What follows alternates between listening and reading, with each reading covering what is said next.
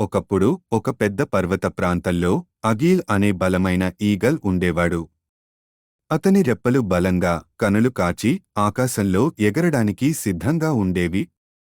ఆయన స్వేచ్ఛగా ఆకాశంలో ఎగరాలని, పర్వతాలపైకి వెళ్ళాలని, గాలి పటములపై తేలాలని కలలు కంటున్నాడు.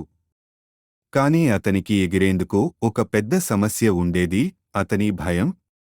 చిన్న వయస్సులో అగీల్ మొదటిసారిగా ఆకాశంలో ఎగరాలని ప్రయత్నించాడు. కాని గాలులు బలంగా వీస్తున్నందున అతని రెప్పలు ఆపలేకపోయాయి. అతను కిందపడిపోయాడు. అప్పటినుంచి అతనికి ఒక భయం, ఒక నిస్పృహ ఏర్పడింది.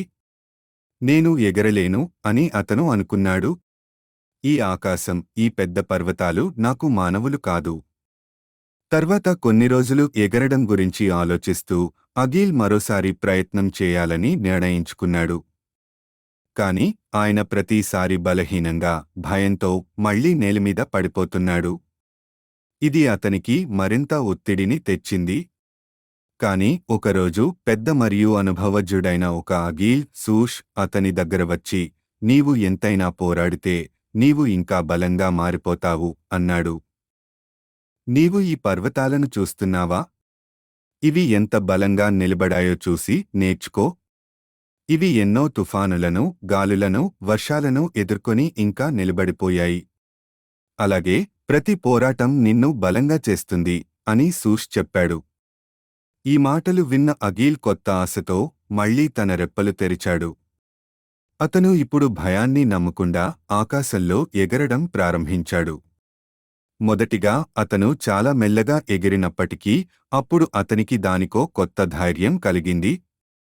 గాలి కూడా అతనికి సహాయం చేస్తూ నెమ్మదిగా ఎగరటానికి అతనికి దారిని చూపించింది. కాలం గడిచిన తర్వాత అగీల్ మరింత బలంగా మారాడు. అతనికి ఎక్కువగా ఎగరటం, గాలి వర్ణించడం, పర్వతాలు, ఆకాశం మీద విశ్వసనీయంగా దూసుకెళ్లటం సాధ్యమయ్యాయి. అతను తన జీవితంలో పోరాటాలు, విఫలాలు, అంగీకారాలు అన్నీ నేర్చుకున్నాడు. ఈ పోరాటం అతనిని ఒక గొప్ప అగీల్ చేసింది. ఆ తర్వాత అగీల్ తన కథను ఇతర చిన్న అగీళ్లతో పంచుకున్నాడు. మీరు ఎప్పుడు పడిపోతేనూ అప్పుడు తిరిగి నెమ్మదిగా ఎగరండి. ప్రతి విఫలం, ప్రతి కష్టం మీరు ఎదగడానికి సాయం చేస్తుంది. మీరు ఎప్పుడు పోరాడితే మీరు ఎక్కువ బలంగా మారతారు అని చెప్పాడు.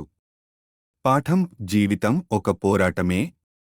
మీరు ఎన్నోసార్లు పడిపోతారు, కానీ మీరు ధైర్యంగా మళ్లీ లేస్తే మీరు మీ లక్ష్యానికి చేరుకోవచ్చు. ప్రతి పోరాటం, ప్రతి కష్టం మీరు బలంగా మారడానికి సహాయం చేస్తుంది.